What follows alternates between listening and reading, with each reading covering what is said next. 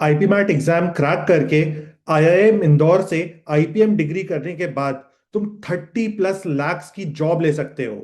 शायद ये तो तुम्हें पता ही होगा, और तुमने इस दूसरी वीडियो को देखा होगा जिसके अंदर मैंने तुम्हें बताई हैं कुछ फील्ड्स जिनको अगर तुम परस्यू करते हो आफ्टर योर आईपीएम प्रोग्राम, या फिर तुम प्लेसमेंट्स में बैठते हो और इन पर्टिकुलर कंपनीज को टारगेट करते हो, तो तुम्हें 30+ लाख की प्लेसमेंट मिल सकती है जब तुम ग्रेजुएट होगे। पर आज ये वीडियो किसी भी प्लेसमेंट से रिलेटेड नहीं है। इस वीडियो के अंदर हम लोग डिस्कस करने वाले हैं किस तरह से तुम अपनी आईपी मैट 2027 की प्रेपरेशन को स्टार्ट कर सकते हो सकता है तुम्हारे बोर्ड एग्जाम्स हो चुके हैं, हो सकता है तुम अभी middle of your board exams हो। Either ways this video is going to work for you, क्योंकि मैं तुम्हें एक पूरा फुल प्रूफ ब्लूप्रिंट दूंगा कि किस तरह से क्या स्टेप्स तुम्हें फॉलो करने चाहिए from here to the date of IPMAT 2027, जिससे तुम इस एग्जाम को परफेक्टली क्रैक कर सको। अच्छा, ये जो पूरी वीडियो है इसमें मैं एक स्पेसिफिक फेज को कवर करना चाहूंगा विच इज Q1। मैंने पूरी प्रेपरेशन को 4 क्वार्टर्स में डिवाइड कर दिया है, जो कि बेसिक इंडियन सिस्टम के हिसाब से क्वार्टर्स होते हैं, जो कि 1 अप्रैल से स्टार्ट होता है। तो अगर तुम सीरियसली 1 अप्रैल से भी अपनी प्रेपरेशन को स्टार्ट करते हो तो भी तुम इस एग्जाम को क्रैक कर सकते हो फॉर श्योर। सबसे पहला इन सबसे कोर स्टेप है कि तुम्हें अच्छे से पता हो आईपी मैट एग्जाम में आता क्या है, आईपीएम आईआईएम इंदौर एग्जाम में क्या आता है, जिपमैट में क्या आता है। अब इस पूरी चीज को सॉल्व करने के लिए मैंने तुम्हारे लिए एक बहुत ही सिंपल सी एंड ब्यूटीफुल सी शीट बना दी है जिसको तुम एक्सेस कर सकते हो फ्री ऑफ कॉस्ट। इंडिया में शायद किसी ने भी इस तरह का कोई भी इनिशिएटिव नहीं बनाया है जहां पे तुम्हें एक सिंगल पेज पे सारी चीजें पता चल जाए, प्लस ये भी तुम्हें पता चल जाए कितना टाइम डालना चाहिए फॉर अ पर्टिकुलर सब्जेक्ट, किस सब्जेक्ट में कितने क्वेश्चन सॉल्व करने चाहिए, क्या ऑर्डर होना चाहिए ऑफ अटेम्प्टिंग सब्जेक्ट्स और attempting the topics of quant. मैं डायरेक्टली प्रेजेंट करता हूं और तुम्हें एक्सप्लेन कर देता हूं इसे एक्सेस कैसे करना है, प्लस तुम्हें इसे यूज कैसे करना है। So this is the sheet. यहां पे अगर तुम देखोगे तो सबसे पहले हम लोगों ने स्टार्ट किया है विद नंबर सिस्टम, जो कि सबसे ज्यादा बेसिक टॉपिक होता है and one of the easiest subject होता है in the IPMAT preparation.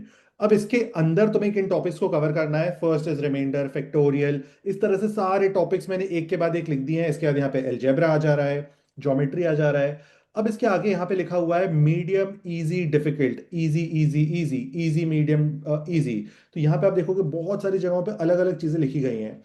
अब तुम ये क्वेश्चन कर सकते हो ये किस हिसाब से लिखा गया है। तो इसको इस तरह से लिखा है मैंने कि लास्ट 10 ईयर्स के जो आईपी मैट के एग्जाम्स हुए हैं उन एग्जाम्स में किस लेवल ऑफ डिफिकल्टी पे क्वेश्चंस पूछे गए हैं फ्रॉम दीज टॉपिक्स, यानी कि रिमाइंडर का जो क्वेश्चन आया है उसकी लेवल ऑफ डिफिकल्टी क्या रही है लास्ट 10 ईयर्स में, और तुम्हें इस हिसाब से कितनी एफर्ट डालनी चाहिए इन दिस पर्टिकुलर टॉपिक। तो अब यहाँ पे लिखा हुआ है रिमाइंडर इज मीडियम, यानी कि तुम्हें बहुत कम और बहुत ज्यादा एफर्ट नहीं डालनी है, तुम्हें एक मिडिल लेवल की एफर्ट डालनी है। अगर तुम एक एवरेज आईपी मैट एस्पिरेंट हो, तुम बहुत स्मार्ट हो, तुम स्कूल टॉपर हो, डजेंट मैटर, अगर तुम स्कूल टॉपर भी हो तो भी तुम एक एवरेज स्टूडेंट ही हो आईपी मैट एग्जाम की नजरों में। तो ये तो हो गई क्वांट की बात। अब क्वांट के बाद जब हम लोग नीचे आएंगे तो यहाँ पे दिया हुआ है सेम चीज फॉर वीएआरसी। अब वीएआरसी में तुम्हें पता होगा सिनोनिम्स, एंटोनिम्स, उसके बाद इडियम्स, फ्रेजेस, फॉरेन वर्ड, सारी चीजें आती हैं। अब किस लेवल के क्वेश्चंस आए थे, अगेन मेंशन्ड है medium medium medium. Antonyms easier आए हैं और सिनोनिम्स मीडियम आए हैं। तुम्हें यहाँ पे समझ आ रहा होगा कितनी डेप्थ में इस एनालिसिस को किया है हम लोग ने इस पूरी चीज को प्रिपेयर करने में।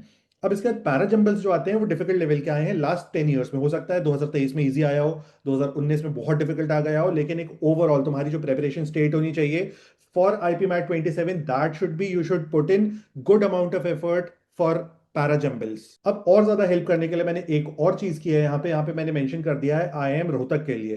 तो आईआईएम रोहतक में कुछ डिफरेंट चीजें भी आती हैं, फॉर एग्जांपल लॉजिकल रीजनिंग आता है, तो यहाँ पे जो लॉजिकल रीजनिंग मेंशन्ड है that is only for IIM Rohtak. अब एक नेक्स्ट लेयर पे जब हम लोग जाते हैं शीट के अंदर तो यहाँ पे मैंने बता दिया weightage. Weightage based on last years exam, यानी कि एक पर्टिकुलर टॉपिक के कितने नंबर ऑफ क्वेश्चंस आए थे। अब जैसे यहाँ पे दिया हुआ है numbers, fractions, remainders, HCF, LCM, कितने क्वेश्चन आए, तो क्वेश्चन आस्क्ड 1। इसी तरह से ज्योमेट्री, ट्रिग्नोमेट्री, कोऑर्डिनेट, कॉनिक्स 3। तो अब तुम्हें पता चल जाएगा मुझे किस लेवल पे प्रेपरेशन करनी है उस पर्टिकुलर टॉपिक की, कि कितने नंबर ऑफ क्वेश्चंस आ रहे हैं उस जगह से। इसी तरह से यहाँ पे वीएआरसी का भी दिया हुआ है, रीडिंग कॉम्प्रिहेंशन कितने आए हैं, रीडिंग कॉम्प्रिहेंशन के 12 क्वेश्चंस आए हैं। अब अगर आप देखोगे इस पूरे के पूरे टोटल नंबर ऑफ क्वेश्चंस में हम लोग इंदौर की बात कर रहे हैं, यहाँ पे रोहतक का अलग से लिखा हुआ है।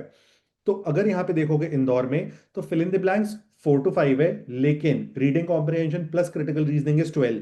तो अब सबसे ज्यादा हाईएस्ट अमाउंट ऑफ एफर्ट कहाँ होनी चाहिए? हाईएस्ट अमाउंट ऑफ एफर्ट होनी चाहिए फॉर रीडिंग कॉम्प्रिहेंशन। लेकिन अब स्टूडेंट्स क्या करते हैं, वो सिनोनिम और एंटोनिम्स को ही रटते रहते हैं, वो आरसी के बेसिक्स को भूल जाते हैं। इस गलती को कमिट मत करो। क्लियर विजन के साथ पढ़ाई करो, तभी तुम इस एग्जाम को क्रैक कर पाओगे। This is not your ordinary school exam. Third चीज यहां पे दी हुई है, माई रिपोर्ट। माई रिपोर्ट का मतलब है तुम्हें किस लेवल पे लगते हैं ये सारे टॉपिक्स। हो सकता है रिमाइंडर जिस लेवल का आता है उससे डिफिकल्ट लगता हो तुम्हें, वो लेवल तुम्हें डिफिकल्ट लग रही हो कि ये तो डिफिकल्ट क्वेश्चन है, ये तो मुझसे सॉल्व ही नहीं हो रहा है रिमाइंडर का, तो तुम्हें अपने लिए उसे मार्क कर लेना चाहिए डिफिकल्ट। इसलिए यहां पे माई रिपोर्ट दिया है। अब इसे यूज कैसे करना है?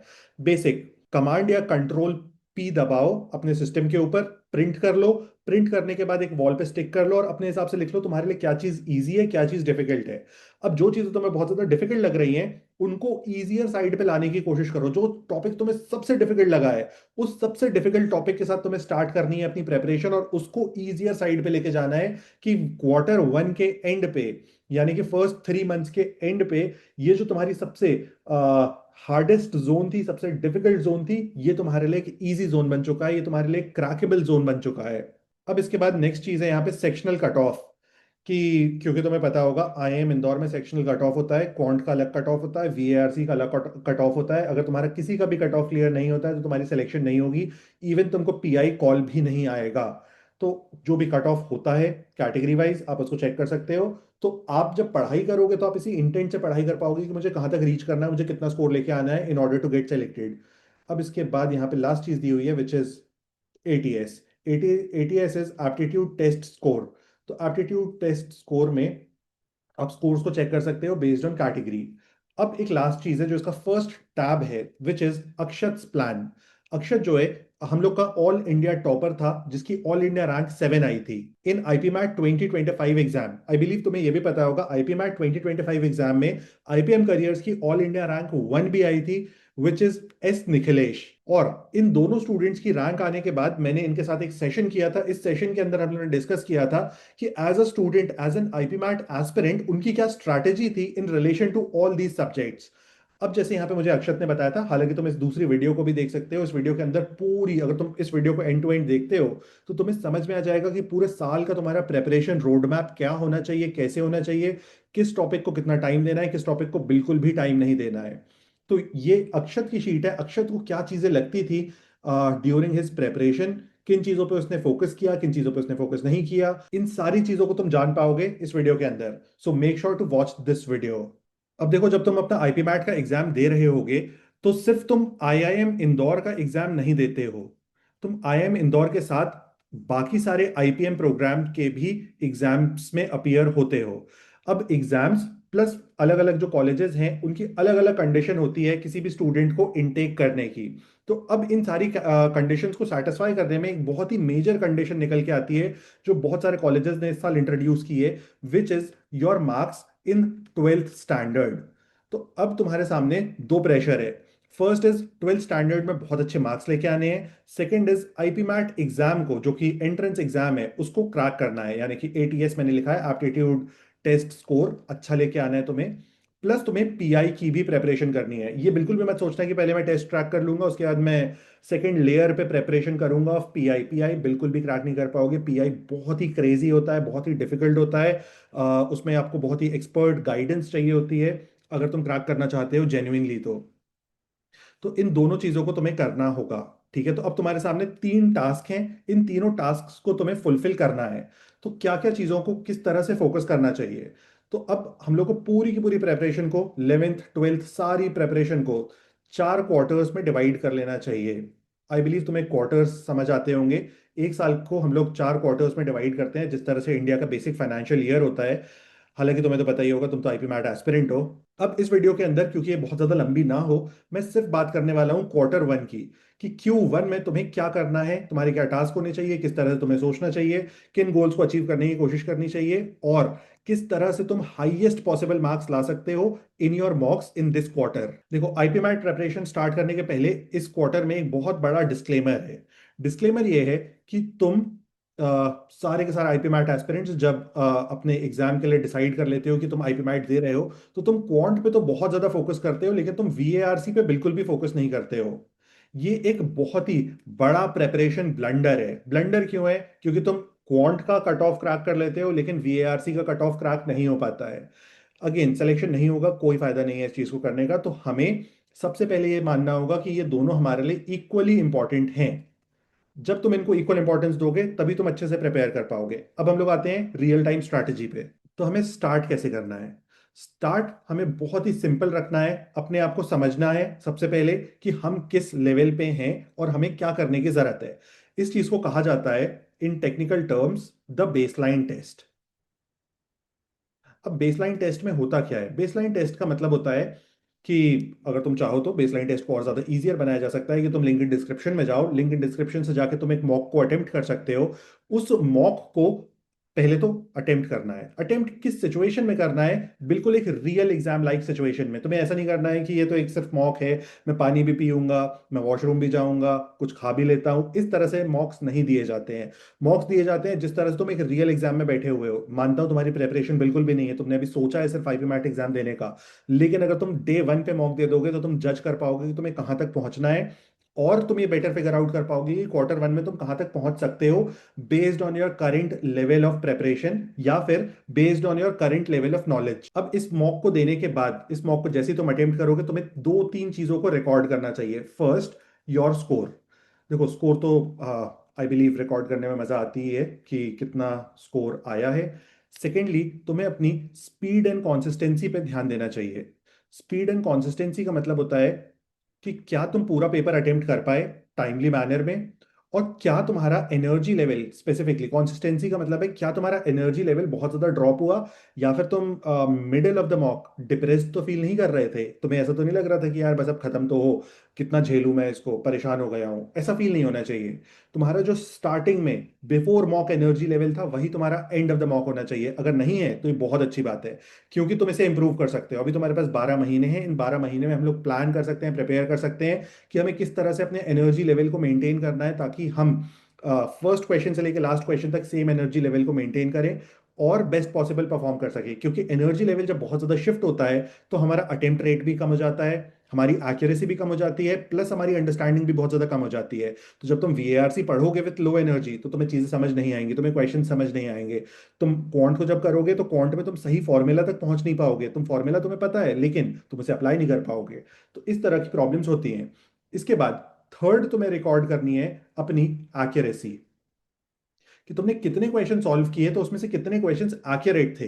ठीक है, इसको तुम निकाल सकते हो एक बेसिक परसेंटेज में। अब मैं ये नहीं बताऊंगा कैसे निकालते हैं, क्योंकि तुम, मुझे लगता है तुम्हें पता होगा कि परसेंटेजेस कैसे निकाले जाते हैं। तो इन तीनों चीजों को रिकॉर्ड करना है। अब इसका जो भी रिजल्ट आ रहा है, इसके बेसिस पे तुम्हारा बनेगा एक रियल टाइम प्रेपरेशन प्लान। अब इस प्रेपरेशन प्लान को दो तरीके से बनाया जा सकता है। Method one is, method one है कि तुम एक सेल्फ लेवल पे, खुद के लेवल पे एक प्लान को बनाने की कोशिश करो। मेथड टू है यहाँ पे विच इज मोर एफिशिएंट, कि तुम किसी भी मेंटोर की हेल्प लो। अब मेंटोर की हेल्प लेने का मतलब क्या होता है? मेंटोर की हेल्प लेने का मतलब ये बिल्कुल भी नहीं होता है कि तुम मुझे रीच करो या फिर तुम आईपीएम करियर्स पे फोन लगा लगा के पूछो कि किस तरह से हेल्प लेनी है।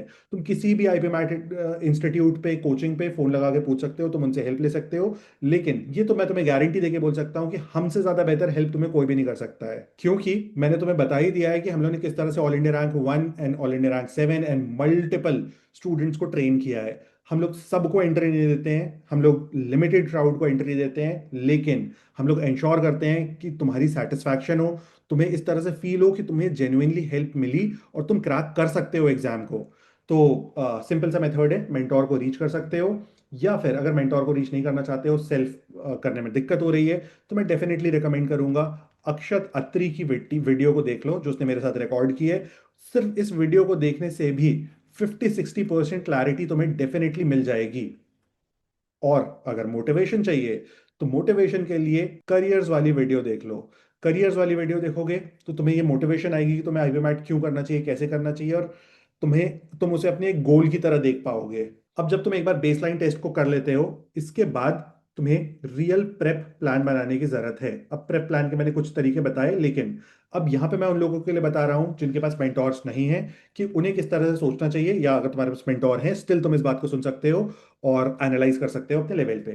तो अब प्रेप प्लान जब बनाना चाहिए हम लोग को, तो हम लोग को Q1 के एंड में हमें कहाँ रीच करना है, इस चीज को सोचना होगा। मैं किस सिचुएशन में खुद को चाहता हूं by the end of this quarter. यानी कि मान लो आज मेरी एक्यूरेसी जो है, मैं अगर 100 क्वेश्चंस ऑफ क्वांट अटेम्प्ट करता हूं, तो मैं सिर्फ 70 क्वेश्चन सही करता हूं, which means my accuracy is 70%। तो माई टारगेट कुड बी कि मुझे 70 क्वेश्चन सही नहीं करने हैं, मुझे 90 क्वेश्चन सही करने हैं, तो 90% एक्यूरेसी। तो अब इस तरह से सोचो कि 90% एक्यूरेसी लाने के लिए तुम्हें किन टॉपिक्स को हिट करना है। अब अगर तुम ये सोचोगे कि मैं मेरे जो स्ट्रॉन्ग टॉपिक्स हैं मैं उनको पढ़ लूं, तो उससे काम नहीं बनेगा। तुम्हें इस तरह से सोचना होगा किन टॉपिक्स पे एक्यूरेसी इंप्रूव होती है, उन टॉपिक्स को हिट करो। जिन टॉपिक से ज्यादा क्वेश्चन आते हैं उन टॉपिक्स को हिट करो, तब तुम ज्यादा बेटर परफॉर्म कर पाओगे। अब Q1 को पहली चीज तो हमने डिसाइड कर लिया, हमें कहाँ रीच करना है, कहाँ पहुंचना है by the end of the quarter. Second चीज तुम्हें यहाँ पे इस पूरे क्वार्टर को डिवाइड करना होगा इन वीक्स, कि हम ब्रॉडर गोल रखें which is quarter, which is of 3 months, लेकिन हमें इसे वीकली बेसिस पे ट्रैक करना होगा। तो अब जब प्लान बना रहे हो, तो plan should be of the week, कि मेरा इस वीक के ये 5 प्लान्स हैं और इन 5 चीजों को मैं अचीव करना चाहता हूं। अब प्लान्स कैसे बनते हैं? माई प्लान कुड बी कि मुझे रिमाइंडर पढ़ना है, या फिर मुझे परसेंटेज के बेसिक्स पढ़ने हैं। तो अब ये दो चीजें मेरे वीक 1 का प्लान है। ठीक है, तो अब वीक 1 में कुछ भी हो जाए, दुनिया इधर की उधर हो जाए, ट्रम्प इंडिया पे 5,000% टैरिफ लगा दे, लेकिन तुम्हें ये दोनों टॉपिक्स पढ़ने हैं। तुम इन दोनों टॉपिक्स को स्किप नहीं कर सकते हो। देखो क्या होता है ना, हर डे इक्वल नहीं होता है। हर डे अगर तुम सोचोगे कि मैं इक्वल अमाउंट ऑफ एफर्ट डालूं, तो ऐसा कोई भी नहीं कर सकता है। इस बात को माइकल फेल्प्स, जो कि वर्ल्ड का सबसे बेस्ट एथलीट है, जिसने वर्ल्ड में सबसे ज्यादा गोल्ड मेडल्स जीते हैं इन ओलंपिक्स, उसने भी बताया है इन अ पॉडकास्ट। मैं चाहूंगा तुम उस पॉडकास्ट को भी सुनो, कि उससे भी तुम्हें बहुत ज्यादा मोटिवेशन आएगी टू प्रिपेयर। हर दिन इक्वल नहीं हो सकता, विच मीन्स तुम अगर ये सोचोगे हर दिन मैं 6 घंटे पढ़ूंगा, इतनी इतनी चीजों को पढ़ूंगा, तुम नहीं कर पाओगे। तुम वीकली प्लान रखो, और ये मत सोचो कि मैं टाइम में डिवाइड करूंगा। टाइम में डिवाइड करके तुम बिल्कुल भी पढ़ाई नहीं कर पाओगे। तुम्हें उसे डिवाइड करना होगा इन फॉर्म ऑफ टास्क। तो तुम्हें यहाँ पे जरूरत है एक टास्क लिस्ट की। तो ये टास्क लिस्ट प्रिपेयर करो। टास्क लिस्ट में हो सकता है तुम एक वीक की टास्क लिस्ट को 2 दिन में कंप्लीट कर लो, तो 2 दिन में कंप्लीट करो, बाकी 5 दिन चिल करो। लेकिन इन 7 दिनों के अंदर कैसे भी ये टास्क कंप्लीट होने चाहिए। कुछ दिनों पे तुम्हारे ब्रेकअप होंगे, कुछ दिनों पे तुम्हें कुछ और प्रॉब्लम होगी, कुछ दिनों पे कि तुम्हारे दोस्त का बर्थडे होगा, कुछ दिनों पे तुम्हारा भी बर्थडे होगा। तो ये सारी चीजें आती जाती रहेंगी, लेकिन तुम्हारी पढ़ाई रुकनी नहीं चाहिए, तुम्हारी पढ़ाई पे फुल स्टॉप नहीं लगना चाहिए। याद रखना, कॉन्सिस्टेंसी इस एग्जाम में जीतती है। इस एग्जाम में वो पर्सन नहीं जीतता है जो एक दिन में सारी एफर्ट डाल देगा। तुम्हें ओवर टाइम धीरे धीरे एफर्ट डालनी होगी, और ये ग्रेजुअल एफर्ट जो है, ये कंपाउंडिंग मैनर में बढ़ती है। तुमने शायद इस एक बहुत ही फेमस कोट को देखा होगा। इससे हम लोग को ये समझ आता है कि अगर मैं थोड़ी सी एफर्ट रोज डालूंगा ना, तो मैं डेफिनेटली आईपी मैट एग्जाम को क्रैक कर सकता हूँ।